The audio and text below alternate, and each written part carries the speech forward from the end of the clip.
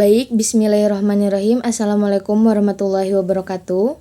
Yang terhormat Bapak Oding Syaripudin selaku dosen pengampu mata kuliah Budaya Organisasi serta rekan-rekan kelompok 2 yang saya cintai dan saya banggakan. Di sini kami akan mempresentasikan hasil kerja dari kelompok kami terkait studi tentang budaya organisasi pada perusahaan PT Unilever. Sebelumnya, di sini saya akan memperkenalkan anggota kelompok kami, yaitu yang pertama ada Delpia Etika Wijaya selaku pemateri, ada Hoirunisa Jahara selaku pemateri, dan ada Riana Pikri sebagai pemateri, dan saya sendiri Santi Dwi Rahmania selaku pemateri dan juga moderator. Mungkin untuk mengefektifkan waktu langsung saja kepada pemateri pertama, kepada Saudara Delpia, kepadanya saya persilahkan. Terima kasih kepada moderator atas waktunya. Di sini saya akan memaparkan mengenai PT Unilever Indonesia. Unilever adalah perusahaan multinasional yang berkantor pusat di Rotterdam, Belanda dengan nama Unilever NV, dan London, Inggris dengan nama Unilever PLC, dan Unilever memproduksi makanan, minuman, pembersih, dan juga perawatan tubuh. PT Unilever Indonesia merupakan perusahaan swasta yang berdiri pada 5 Desember 1933 yang juga didirikan sebagai Zeefabriken NV Lever dengan akte nomor 33 yang dibuat oleh Tuan A.H. van Ophuijsen, notaris di Batavia. Selanjutnya nama perusahaan kemudian diubah menjadi PT Unilever Indonesia dengan akte nomor 171 yang dibuat oleh notaris Nyonya Kartini Mulyadi tertanggal 22 Juli 1980. PT Unilever Indonesia merupakan perusahaan multinasional yang memproduksi produk-produk kebutuhan konsumen. PT rangkaian produk Unilever Indonesia mencakup brand-brand ternama yang disukai oleh dunia seperti Pepsodent, Lux, Lifebuoy, Dove, Sunsilk, Clear, Rexona, Vaseline, Rinso, Molto, Sunlight, Waltz, Blue Band, Royco, Bango, dan lain-lain. Perusahaan ini telah memperkerjakan kurang lebih 206.000 pekerja dan memproduksi lebih dari 400 brand yang terdiri dari makanan, minuman, pembersih konsumen, dan konsumen pribadi. Perusahaan ini bertujuan untuk memasyarakatkan kehidupan yang berkelanjutan atau kehidupan yang ramah lingkungan dan memberikan manfaat sosial. Selanjutnya, visi misi PT Unilever. Visi dari perusahaan PT Unilever Indonesia yaitu PT Unilever terfokus pada customer dan community, sehingga kemudian muncul visi dari PT Unilever yaitu to become the first choice of customer dan community, yaitu untuk menjadi pilihan pertama bagi konsumen, pemasok, dan komunitas. Kemudian misi dari perusahaan PT Unilever Indonesia yaitu yang pertama menjadi yang pertama dan terbaik di kelasnya dalam memenuhi kebutuhan dan aspirasi konsumen. Yang kedua, menjadi rekan yang utama bagi pelanggan, konsumen, dan komunitas. Yang ketiga, menghilangkan kegiatan yang tak bernilai tambah dari segala proses. Yang keempat, menjadi perusahaan terpilih bagi orang-orang dan kinerja yang tinggi. Yang kelima, bertujuan meningkatkan target pertumbuhan yang menguntungkan dan memberikan imbalan di atas rata-rata karyawan dan pemegang saham. Terima kasih, saya kembalikan lagi kepada moderator. Baik, terima kasih kepada pemateri pertama yang telah menyampaikan materinya. Selanjutnya materi akan disampaikan oleh Saudara Riana Pikri, kepadanya saya persilahkan. Baik, terima kasih kepada moderator atas waktunya. Di sini saya akan memaparkan materi mengenai budaya organisasi dari PT Unilever Indonesia. PT Unilever Indonesia ini adalah perusahaan multinasional yang bergerak di bidang FMCG atau Fast Moving Consumer Goods yang didirikan pada tahun 1933 di Indonesia. Budaya organisasi di PT Unilever Indonesia ini juga sangat terkenal dengan filosofi Doing Well by Doing Good yang menggambarkan bagaimana bisnis dan tanggung jawab sosial dapat saling berkaitan dan saling mendukung satu sama lain. Nah, di sini ada beberapa ciri-ciri budaya organisasi dari PT Unilever Indonesia sendiri. Yang pertama mengenai keterbukaan dan kolaborasi. PT Unilever Indonesia mendorong keterbukaan dan kolaborasi di antara para karyawan. Perusahaan ini memiliki forum diskusi terbuka dari berbagai program pelatihan dan pengembangan untuk membantu para karyawan dalam meningkatkan keterampilan dan kemampuan mereka. Yang kedua ada inovasi. PT Unilever Indonesia ini sangat mendorong inovasi dan kreativitas dalam bisnis. Perusahaan ini memiliki program inovasi internal dan eksternal yang memungkinkan para karyawan dan mitra untuk mengembangkan ide-ide baru dan inovatif. Yang ketiga, tanggung jawab sosial. PT Unilever Indonesia ini sangat peduli dengan tanggung jawab sosial perusahaan. Perusahaan ini aktif di dalam program-program sosial dan lingkungan seperti program Cinta Lingkungan dan juga bekerja sama dengan mitra untuk meningkatkan kesejahteraan masyarakat Indonesia. Selanjutnya, ada kepemimpinan dan pengembangan karir. PT Unilever Indonesia memberikan perhatian khusus pada pengembangan karir dan kepemimpinan. Perusahaan ini memiliki program pelatihan dan pengembangan yang dirancang untuk membantu karyawan dalam mencapai potensi mereka dan mengembangkan keterampilan kepemimpinan yang diperlukan. Selanjutnya mengenai keberagaman dan inklusinya. PT Unilever Indonesia sangat mendorong keberagaman dan inklusi di tempat kerja.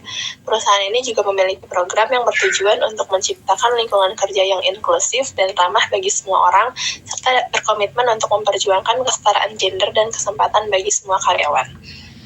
Selanjutnya, PT Unilever Indonesia memiliki hierarki organisasi yang jelas dan bertanggung jawab masing-masing tugas dipegang oleh tenaga ahli dan pakar di berbagai daerah karena area geografiknya. Suasana kantornya terkesan antik dan anggun, serius dan seragam yang rapi, suasana hening dan dengan irama klasik. Selanjutnya, para manajer bekerja dengan tekun, budaya memperbaiki diri untuk meningkatkan kompetensi, menjadikan budaya organisasi Unilever menjadi lebih kuat. Ruang rapat juga tersusun formal dan rapi, bersih, dan anggun. Penciptaan suasana kerja ini akan mendorong kinerja karyawan menjadi lebih baik lagi. Selanjutnya, suasana rapat jarang terjadi konfrontasi langsung, namun digunakan sebagai sarana pemberitahuan keputusan perusahaan dan informasi-informasi. Selanjutnya, budaya menciptakan produk yang bermutu atau berkualitas adalah hal yang utama agar suatu organisasi dapat bersaing dan unggul dalam persaingan global. Total Quality Control merupakan suatu pendekatan baru bagaimana menghadapi masalah kualitas, bagaimana mengendalikan kualitas, dan bagaimana cara memperbaiki kualitas secara terus-menerus. Konsep Total Quality Control ini dapat mengisyaratkan bahwa perbaikan kualitas bukan dominasi dari kewajiban pekerja, akan tetapi juga menjadi tanggung jawab top manajemen. Pengembangan budaya kerja, pengendalian mutu terpadu dimaksudkan guna menambah wawasan akan pentingnya kualitas dan pelaksanaan setiap pekerjaan. Yang terakhir itu pengetahuan merupakan salah satu aset utama di dalam suatu organisasi. Tanpa adanya pengetahuan, maka suatu organisasi akan kehilangan kemampuan untuk berkompetensi.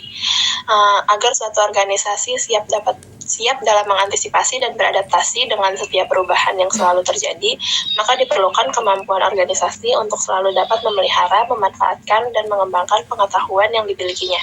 Pengembangan budaya kerja organisasi berbasis pengetahuan ini dimaksudkan untuk menambah wawasan mengenai konsep organisasi berbasis pengetahuan, menjadi lebih peduli dengan pengembangan budaya belajar di dalam organisasi dalam rangka mewujudkan organisasi yang berbasis pengetahuan. Pada intinya, perusahaan ini terkenal dengan budaya organisasi yang terbuka, inovatif, dan bertanggung jawab secara sosial, serta sangat peduli dengan pengembangan karir dan keberagaman di tempat kerjanya. Sekian dari saya kembalikan kepada moderator.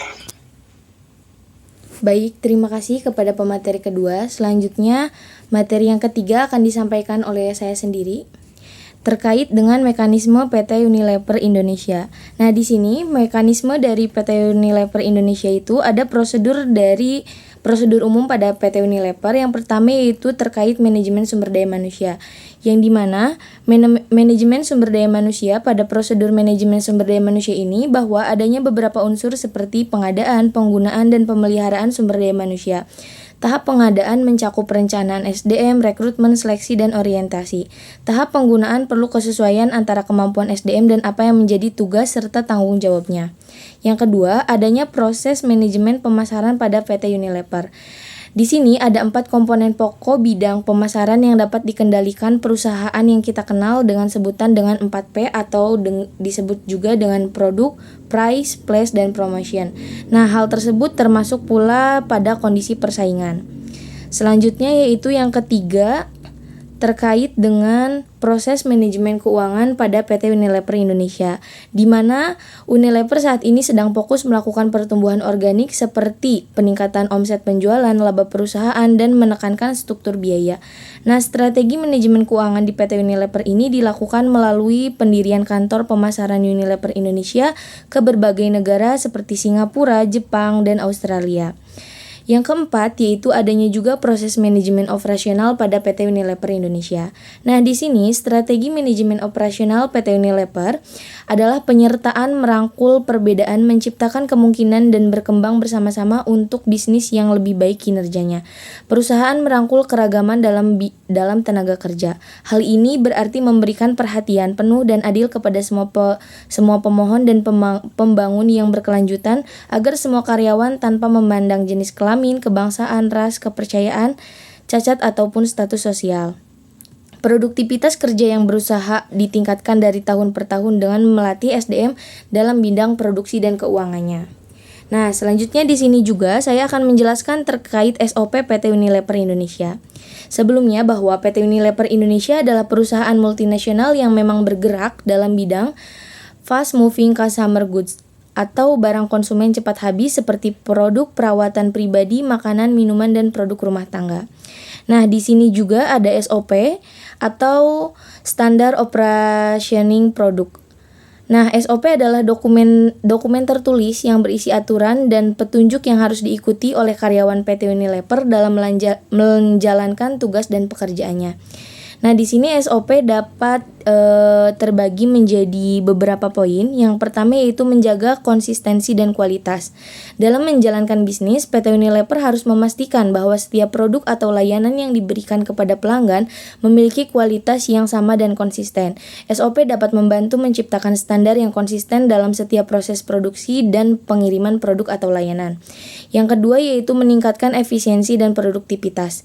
SOP dapat membantu menghemat waktu dan tenaga kerja karyawan PT Unilever dengan memberikan panduan yang jelas tentang tugas dan pekerjaan yang harus dilakukan. Yang ketiga yaitu menjaga keamanan dan keselamatan. Nah, SOP di sini yaitu dapat membantu PT Unilever untuk memastikan bahwa setiap karyawan yang bekerja di perusahaan tersebut selalu menjaga keamanan dan keselamatan di tempat kerja. Nah, mungkin cukup sekian materi yang dapat saya sampaikan. Selanjutnya materi akan disampaikan oleh pemateri keempat. Kepadanya saya persilahkan. Baik, terima kasih moderator atas waktunya. Di sini saya akan menjelaskan mengenai kinerja output dan proses pengukuran kinerja. Nah, mengenai kinerja output itu dibagi menjadi 4 ya. Yang pertama yaitu ada pengertian pengukuran kinerja. Nah, pengukuran kinerja adalah tindakan pengukuran yang dilakukan terhadap berbagai aktivitas dalam rantai nilai yang ada pada perusahaan. Nah, hasil pengukuran tersebut kemudian digunakan sebagai umpan balik dalam bentuk tindakan yang efektif dan efisien. Nah, lalu akan memberikan informasi tentang prestasi pelaksanaan suatu rencana dan titik di mana perusahaan memerlukan penyesuaian atas aktivitas perencanaan dan pengendalian. Nah, selanjutnya yaitu ada tujuan dan manfaat pengukuran kinerja. Nah, pengukuran kinerja itu bertujuan untuk memotivasi karyawan agar dapat mencapai sasaran organisasi dan mematuhi standar perilaku yang telah ditetapkan sebelumnya. Nah, agar menghasilkan tindakan yang diinginkan oleh organisasi. Nah, pengukuran kinerja digunakan untuk menekan perilaku yang tidak semestinya diinginkan melalui umpan balik hasil kerja, serta sebagai landasan untuk memberikan penghargaan kepada orang yang telah mencapai atau melebihi tujuan yang telah ditetapkan. Dan selanjutnya yaitu ada syarat dan indikator pengukuran kinerja. Pengukuran kinerja, baik kuantitatif maupun kualitatif, harus dapat mengangkat pencapaian sasaran dan tujuan organisasi. Nah, baik pada tahap perencanaan, tahap pelaksanaan, maupun tahap setelah kegiatan selesai. Selain itu, pengukuran kinerja juga digunakan untuk meyakinkan bahwa kinerja hari demi hari menunjukkan kemajuan dalam rangka menuju tercapainya sasaran maupun tujuan organisasi yang bersangkutan. Selanjutnya yaitu ada model-model sistem pengukuran kinerja. Nah, sebuah sistem pengukuran kinerja yang baik adalah serangkaian ukuran kinerja, sebuah proses pengambilan keputusan, dan metode belajar timbal balik yang membantu untuk mengelola, mengontrol, merencanakan, dan melakukan berbagai aktivitas yang dilakukan di dalam perusahaan. Nah, selanjutnya yaitu ada proses pengukuran kinerja. Proses pengukuran kinerja. Di sini yang pertama itu ada mendefinisikan misi, penetapan tujuan, sasaran, dan strategi perusahaan.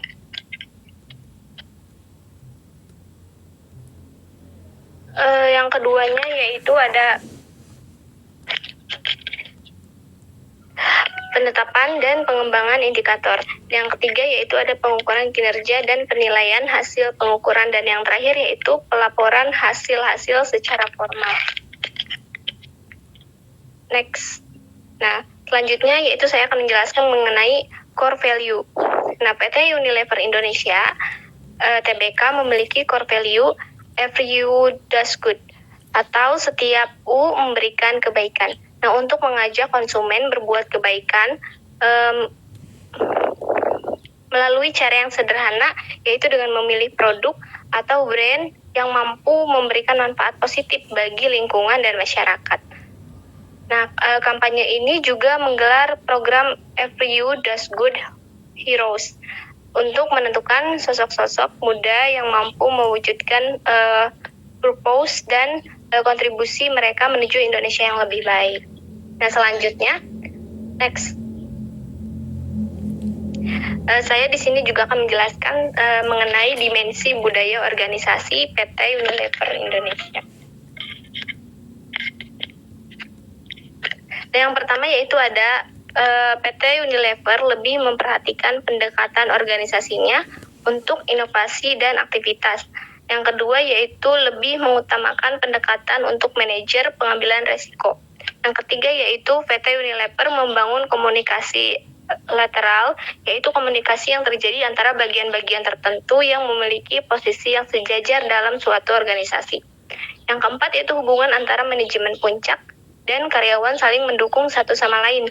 Dan yang kelima, di dalam PT Unilever memiliki budaya otonomi dan pengambilan keputusan dalam berbagai kegiatan baik produksi maupun pemasaran. Nah, yang keenam, memiliki sudut pandang terhadap kinerja karyawan. Dan yang terakhir yaitu PT Unilever selalu memberikan penghargaan kepada karyawan yang memiliki prestasi kerja. Baik, cukup sekian pemaparan presentasi dari saya. Saya kembalikan lagi kepada moderator. Baik, sebelumnya saya ucapkan terima kasih kepada para anggota kelompok 3 yang telah menyampaikan materinya dengan baik. Sebelum saya tutup, di sini saya akan membacakan kesimpulan dari presentasi kali ini, di mana bahwa budaya organisasi merupakan serangkaian nilai-nilai dan strategi gaya kepemimpinan, visi dan misi, serta norma-norma kepercayaan dan pengertian yang dianut oleh anggota organisasi dan dianggap sebagai kebenaran bagi anggota yang baru, yang nantinya akan menjadi sebuah tuntutan bagi setiap elemen organisasi suatu perusahaan untuk membentuk sikap dan perilaku. Di mana PT Unilever Indonesia merupakan perusahaan multinasional yang bergerak di bidang fast moving consumer good yang didirikan pada tahun 1933 di Indonesia, di mana budaya organisasi di PT Unilever Indonesia ini sangat terkenal dengan filosofi doing well by doing good, yang menggambarkan bagaimana bisnis dan tanggung jawab sosial dapat berkaitan dan saling mendukung satu sama lain. Mungkin cukup sekian presentasi dari kelompok kami, kurang lebihnya mohon dimaafkan. Kami tutup, wabillahi taufiq wal hidayah. Wassalamualaikum warahmatullahi wabarakatuh.